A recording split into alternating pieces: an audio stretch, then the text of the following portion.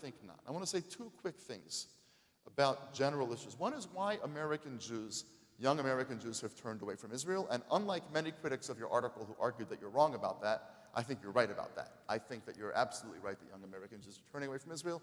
The Avichai study shows it. The piece called The Beyond Distancing by Ari Kelman and Steve Cohen shows it.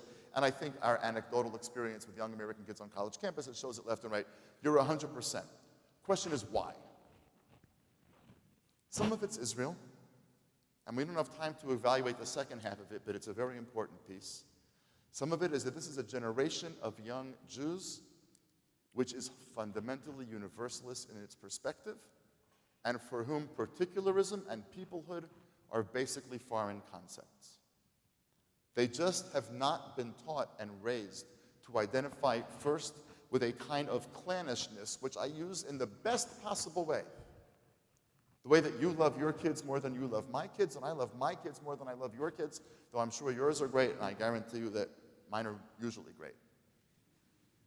But there's nothing wrong with clannishness. There's nothing wrong with Italians caring about Italians first.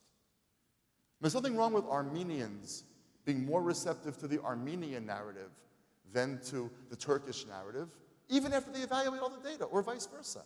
We come from places.